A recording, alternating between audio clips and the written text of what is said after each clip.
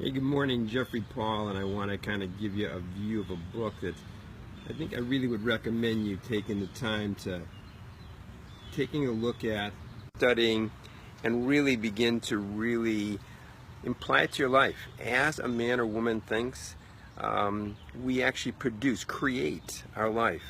And you know, a lot of people don't want to believe that, but so often, either it's emotionally created, mentally, from depression to happiness to whatever you could imagine, or physically. Dr. Carolyn Leaf, if you have not read anything on her study of the mind, she's a neuropsychologist that represents how the thoughts that God has given you to be able to use for the good can be used for the good or not so good.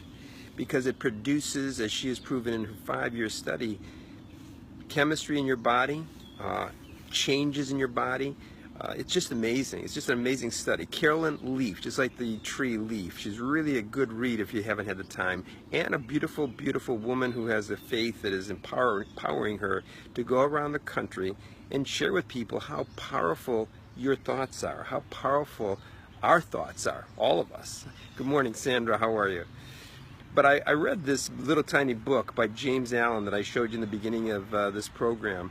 And I probably have now read it. I gotta see. In the back, I keep putting notes how many times I've read it. 1, 7, 8, almost 10 times already. And I'm going to start it all over again because you never can learn enough about, as you think, you're producing your life. You're creating your life. Think about worry, then you're in a stressful, difficult place all the time, no matter if everything is rosy in your life. Have you ever experienced that? And there's things that, you know, that relate to the problems that life brings that you can just look, you have to see people that look at it and smile. And there's a little story that my wife always teases me about, and she just did this yesterday, so it's kind of fresh in my mind.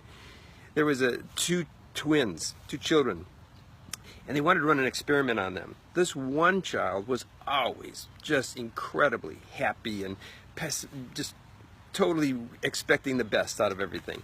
And the other one who was always complaining and always crying and whining and everything else. So they took the one child who was very positive and upbeat and everything else, and they put him in a room with manure, locked it closed for him to spend 10 minutes there. The other one they put in the room of all the incredible toys the kid could ever want or desire. So what happened? They found the little boy that had all of these wonderful gifts sitting crying in the middle of the room.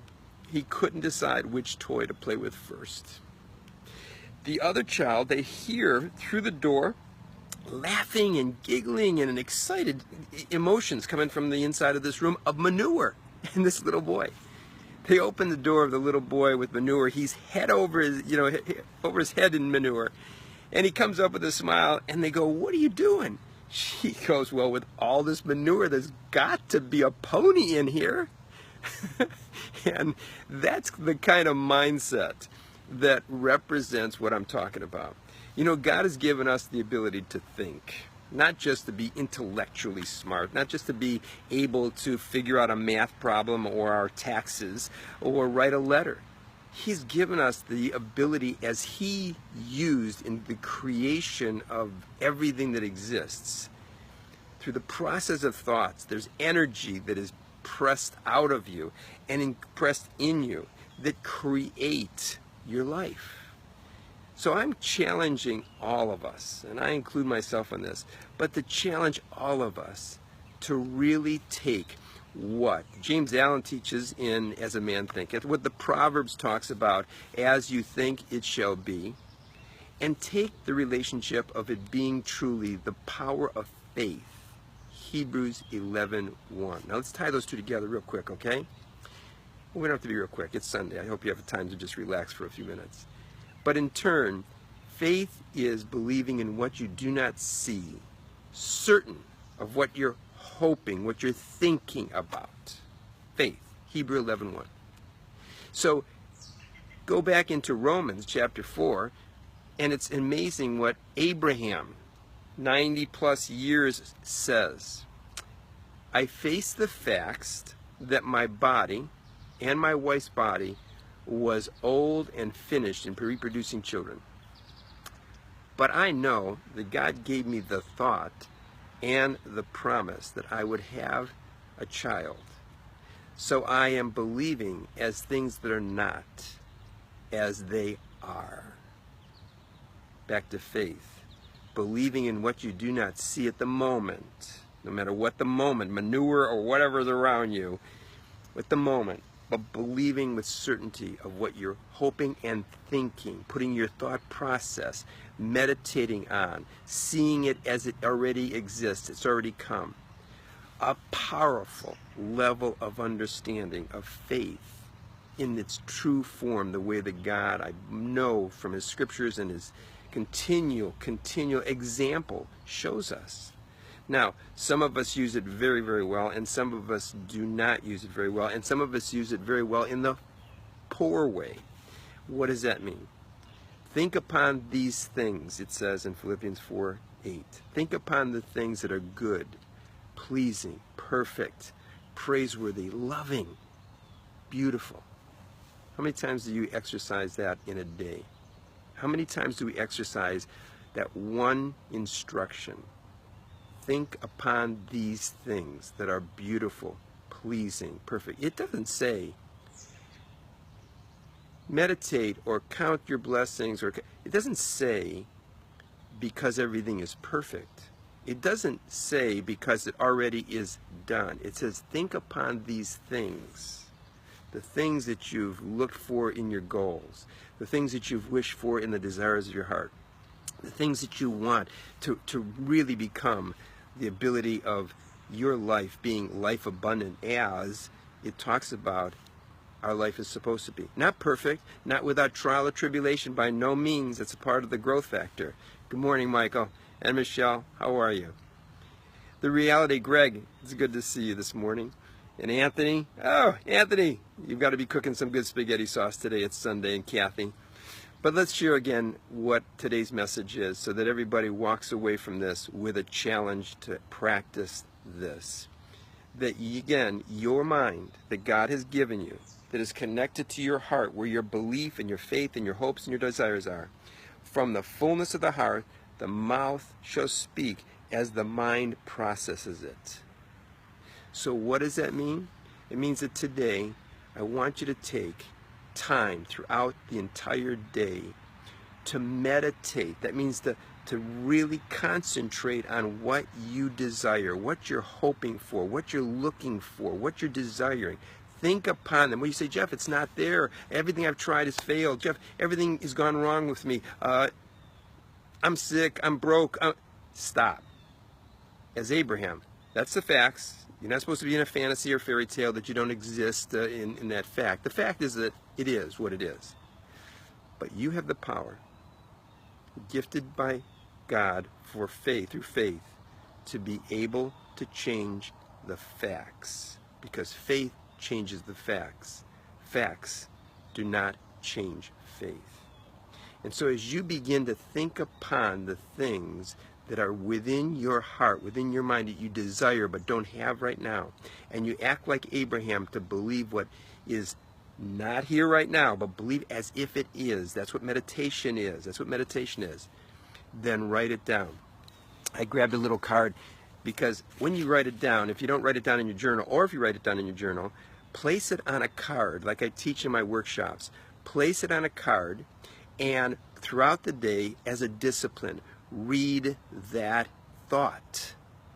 Read that thought and speak it out loud. Hear me. Speak it out loud. Why? Because if you speak it out loud, from the fullness of the heart the mouth shall speak, but faith comes from hearing the words. Yeah.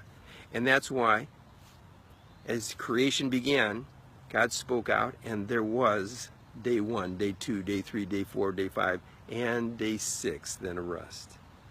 So what's the challenge for you today? Think upon these things. As my friend James Allen wrote in his book that I showed you in the beginning of the sharing, As a Man Thinketh, So It Should Be, he wrote this way back in 18-something.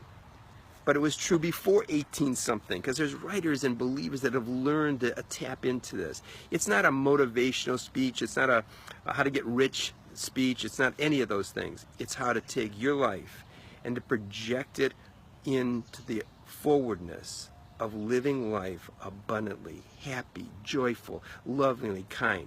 Does it mean you're going to have the biggest bank account? Does it mean that you're going to have every toy you want?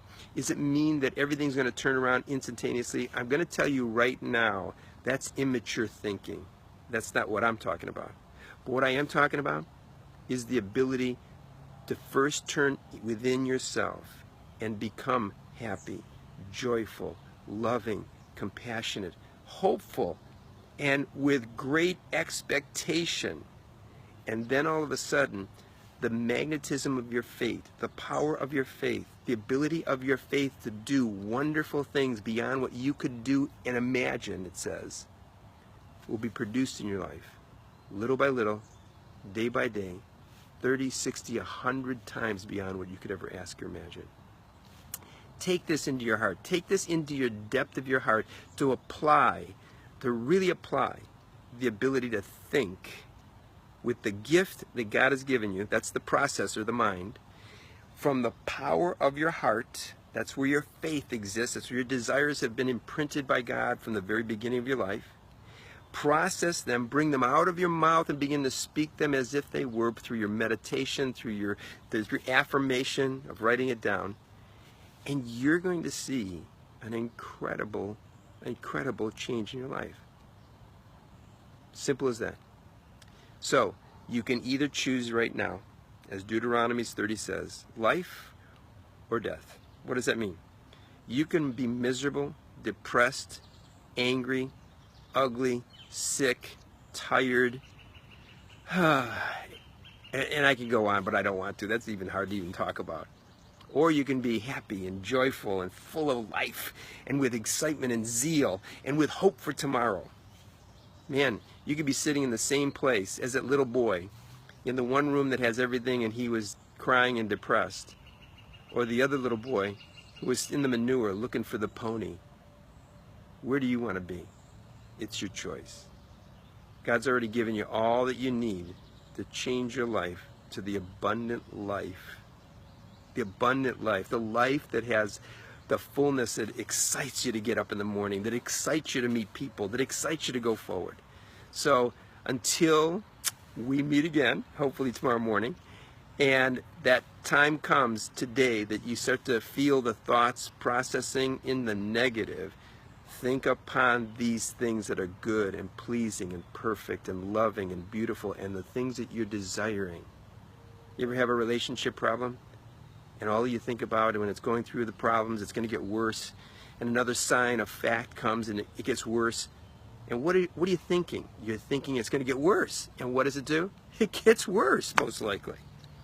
But even in the midst of that discomfort of that relationship, that discomfort of the argument, or whatever it might be, if you would think good thoughts about how you would want it to be, how you want to see it to be, and meditate on it as if it really is, test that and see if that relationship or that circumstance or that financial difficulty or that work difficulty eventually, slowly, not always instantaneously, but slowly changes to be what you desire and want. As a person thinks, so it should be. I want to show you again my friend James Allen, because I want you to read it so it's not backwards for you. I'm going to show you his book. I want you to get that book if you can. James Allen, As a Man Thinketh, and I paraphrase by saying as a man and woman thinketh, because there's no gender in this principle. Gender is you.